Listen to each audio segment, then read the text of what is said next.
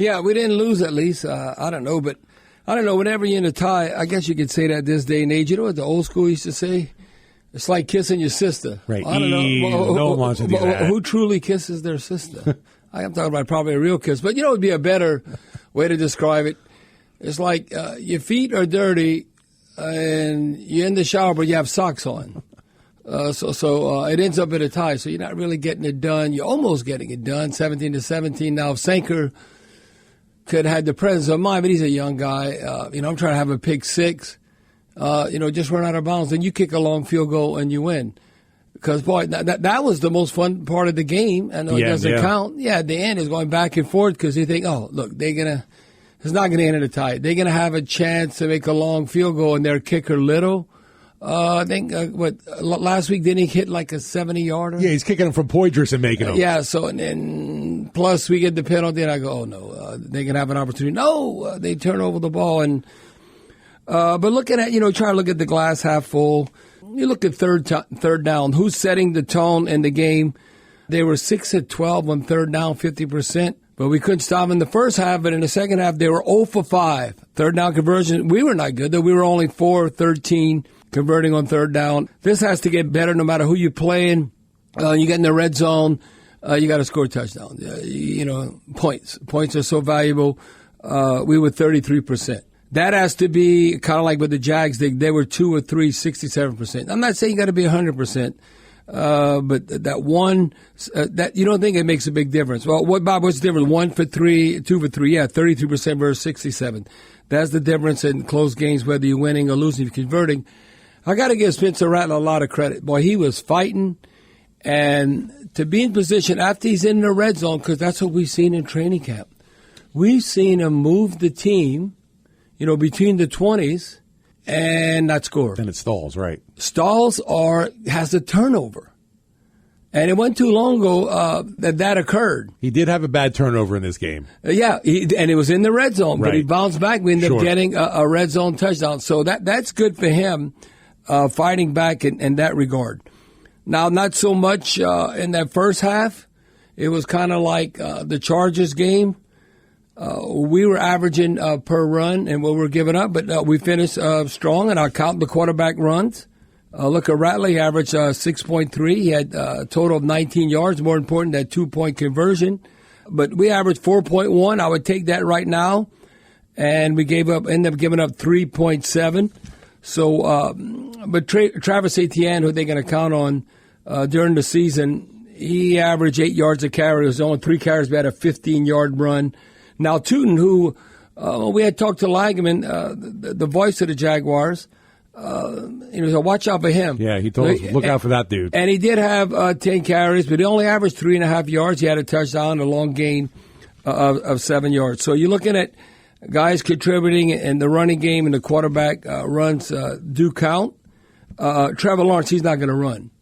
He's not going to run. I don't think we'd be playing Bo Nix against the Broncos, but Kyler Murray will run. So when we played the Cardinals the first game. So you have to count quarterback runs. Taking advantage of the turnovers overall, that's I still don't understand how can you be +2 and not win the game. But again, that's the way it is. But this is good. Net punting average. When you're flipping the field and all that, we always talk about that, not the gross, but the net. We were basically 8 yards better, which is almost like a first down better when you're talking about field position. I thought the team played hard for Kellen Moore. We might not have enough talent, to actually win, but it's not like we're going through the motions. I thought the team played hard for Coach Kellen Moore, and that's what you need. And they should play hard. You're a pro. The coach shouldn't even have to motivate you, or unless you want to go get a real job, because the big eye in the sky don't lie. They can see your effort and where it's at. So, but I thought overall the players did play hard for Kellen Moore. Now, looking at the passing game, Trevor Lawrence, he played 2 series. That's who they could be counting on, and they want him to be successful. Now, he had a turf snake, tripped on himself. They were driving the ball down the field, and then he fumbled. And when you look at that, boy, that'll make a coach pull his hair out. Yeah, they were driving down. First and 10 at the 11-yard line. And then the turf snake gets him. But, hey, that's the one time they did not convert in the red zone because they ended up being 2 of 3. Looking at, I think Spencer Rattler outplayed Tyler Shough. I might say, well, who is he playing with? Supporting cast. Might say, well, look who he's playing against, Bobby. He's not the first unit, but then also look at his supporting cast. So, so that's a give and take. But I thought Spencer Rattler, quarterback rating almost of 96. Tyler Shough was 87 and a half. Rattler being 18 of 24, 199 yards, so right at 200. But you look at yards per attempt and all that. He was at 8.3, so he wasn't checked down Charlie. Sorry, Charlie Long. He wasn't checked down Charlie as much as Tyler Shuck, who was 5.5 yards per attempt. But Rattler did have that interception. But you know what? This is speaking like a quarterback. That wasn't that bad a throw in the red zone. When you got to trust your receiver and they're running a slant, you got to box out. Social media agrees with you, Bobby. The cornerback, what are you doing? You got to be a strong. See, that's what we're missing, a big receiver, where you almost have to block him out with your body, and then you make that catch. Instead of letting the cornerback break in front of you and getting the pick. So, been there, done that. That's very frustrating when that happens because he might make that same throw again, and I guarantee the receiver coach, they'll in those meetings, they'll say, no, you cannot. You got that has to be your ball, not the defensive back's ball. So I thought Rattler bounced back and. Making plays with his feet. He is more mobile than Tyler Shough. I'm not saying Tyler Shough is a statue back there. But I would say right now, we still don't know who's the damn starter. We don't know. I still think it's wide open. And going right down to the wire. Yeah, and the Broncos are really good. But I don't think they're going to be playing anybody. Boy, they whipped the Cardinals. I watched that game last night on NFL Network. But who's actually going to play? People fighting to make the roster. So I don't know if it's going to be a good measuring stick. It might be a gut instinct with Kellen Moore and all the offensive staff. Okay, who do you think we should start at quarterback? I would think right now, based on this performance, now I don't know what's going to happen against the Broncos, that they'd give Spencer Rattler, I didn't say this before the game, but would give Spencer Rattler an opportunity to start. And when Tyler Shough goes in there, you want him to have some kind of confidence and not be shell-shocked. They put it this way. They would rather, if they're going to go 0-for and struggle at the beginning, they'd rather go 0-4 with Rattler than 0-4 with Tyler Shough. Now, I think both quarterbacks in them have an opportunity to play this year. And you might say, well, why don't we bring in a veteran to win? No, they're going to see with these young guys if they work out. If they don't work out, then we might be picking in the top 5 and you draft another quarterback. So the future quarterback, we don't know, it has to play out, might not even be on the team. Right now, I think that's where it truly is at right now. Now, you know who's made the team? It is not only all airline, it's Mason Tipton.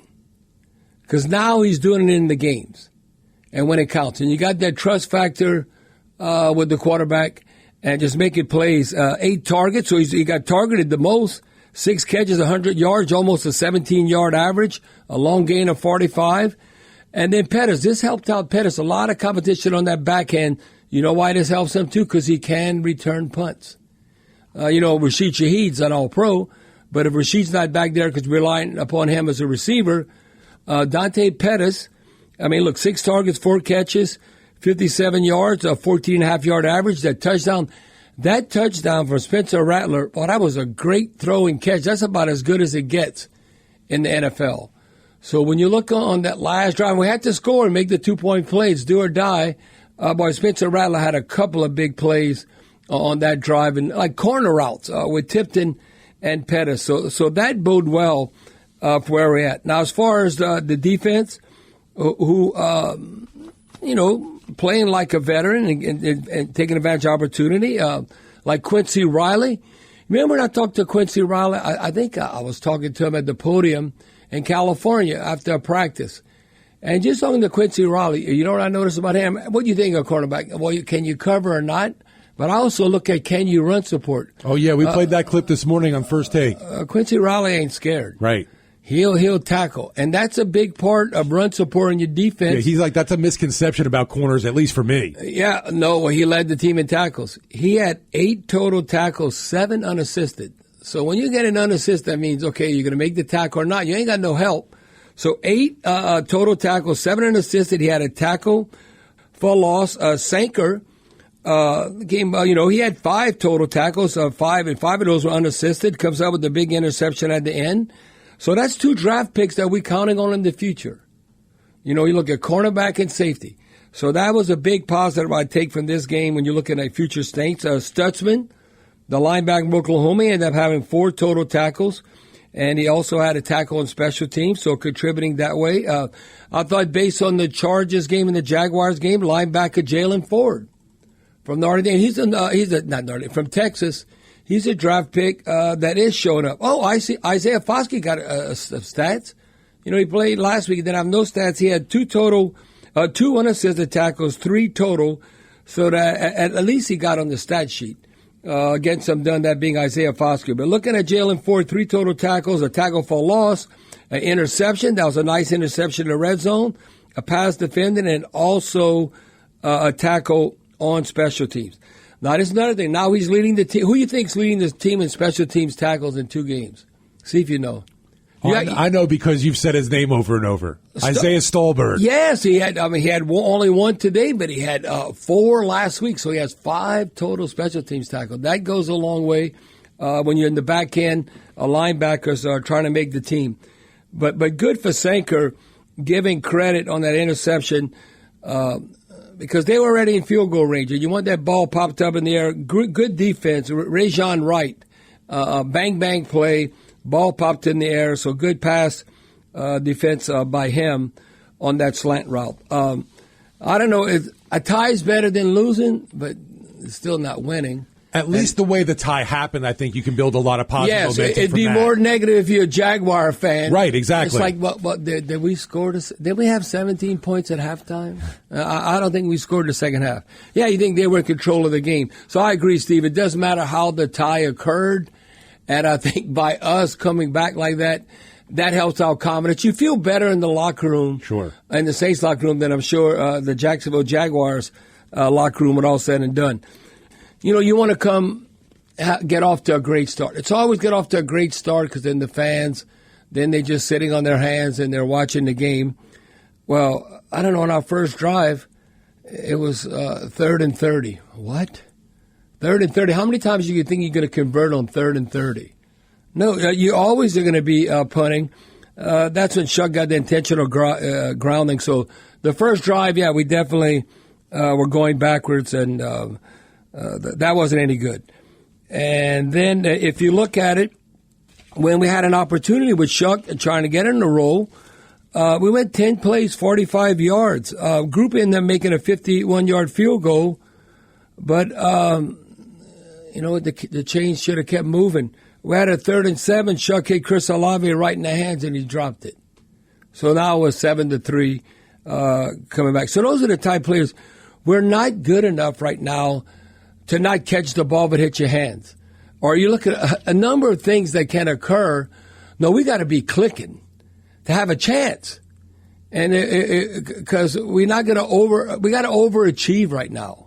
Not just play to our ability, I think overachieve. Because look at Shuck, it helped his confidence. He was 5 of 6 on that drive until the one incompletion when Chris Olave ended up dropping it. Now, 2 big plays. I said this at halftime on that punt coverage. I talked about Stolberg on that special teams tackle. Boy, he timed it perfect. I thought he was going to hit the punt returner too quick.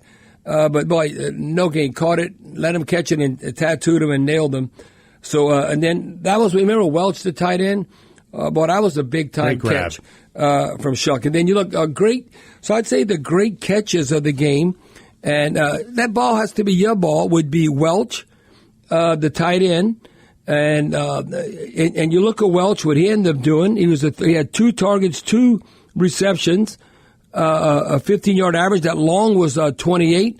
So I would say Tipton, Pettis, and Welch came up with some big-time catches, and both quarterbacks, both Spencer Rattler and Tyler Shough, made some big-time throws on at least 3 or 4 passes where it was really a small window, and that's what you have to be able to do at the quarterback position. I thought Clyde Edwards-Helaire coming in that third quarter, taking advantage of his situation, running hard, breaking tackles. He had enough from Rattler to Clyde Edwards-Helaire plus 11-yard gain. He ended up having a couple of catches, total 16 yards, but that long gain was 11. So just looking at Rattler, it seemed like he was running hard. And sometimes you got to give the receivers a chance to catch the ball. I thought Rattler, like to Tipton, right at the beginning of the third quarter, we got an interference penalty. Remember, plus 45 yards. That's like a long pass play. The defensive back starts panicking, so he grabs the receiver. That's when Smith ended up kicking the field goal. Went 9 plays, 73 yards to make it 17-6 on that type play. Now, I wrote this down too. Sanker coming up with the big interception. Boy, he jacked up. They were trying to run a wide receiver screen one time. He wasn't scared. He was like, the guy trying to block on the receiver, and he like punched him right in the jaw. A nice physical play on the wide receiver, and Jonas Sanker, no gain. So that was a nice play. And then Mullen ended up throwing, it was 34. Mullen ended up throwing interception right after that to Jalen Ford to give us a +2 edge in the turnover margin at that time. Then we ended up making 17-9. We were moving the ball, but then you got to get more touchdowns. We went 8 plays, 63 yards. Smith hit a 40-yard field goal that time. Overall, hey, we didn't win, but we didn't lose. So we didn't get shut out. But it'd be interesting to see the Broncos game. But right now, they just need to try and get better. Training camp is going to be over before you know it. I think they're going to have a hard practice Tuesday and Wednesday in pads. So the last day to impress before really Saturday against the Broncos if you're trying to make the roster. But I did see some improvement over the Chargers game. And what I mean by improvement, the fight in the team at the end. Tipton building upon, catching that bomb against the Chargers. Building upon what he did back-to-back games. Catching the coach's attention. You look at Jalen Ford, the linebacker, him and Stallbird on special teams. And in Tipton being the go-to receiver. It might be crazy. People might get mad at me about that. I say this. No, not mad at you, Bobby. Well, I'm just going to tell you. Chris Olave can't be Joe Cool. Dude, come on. They can't have a lack of concentration. I know. At first I thought he got hurt on the play. Got hurt. Well, he got his feelings hurt. Yeah, he got his feelings because he catch the ball. I mean, they can't be a drive killer. If you're the stud on the team, you can't be a drive killer. And I'll tell you, watch how the quarterbacks have noticed, whether it's Shuck or Spencer Rattler, they don't trust Chris Olave more than Rashid Shaheed. No, you're right. Oh, so Chris Olave is the number one. I don't know. Who's number one? Whoever the quarterback thinks number one. And Kellen Moore and all that. So right now, we need Chris Olave to excel at a very high level, along with Rashid Shaheed. But I'm telling you, after this game and after the first 2 preseason games, okay, Mason Tipton a solid number 3 receiver on this team.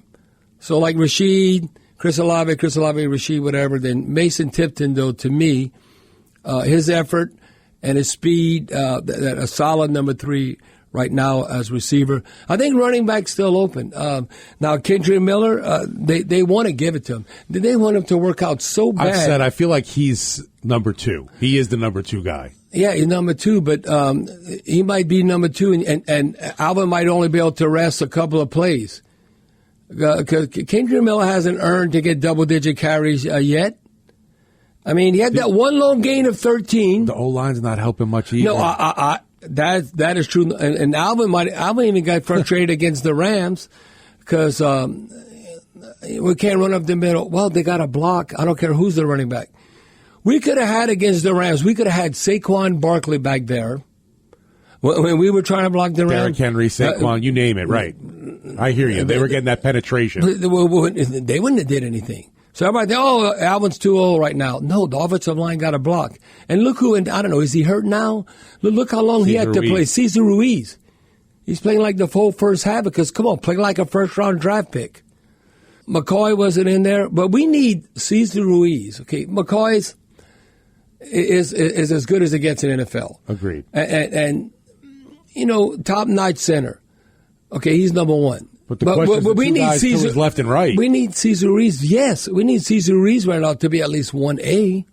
And so now we're getting questions like in the interior because Penning's hurt left or right guard, and you got the young tackles. So offensive line has to be our strength, and they have to be great. Hasn't looked like it though. No, Bobby. They're far from that right now.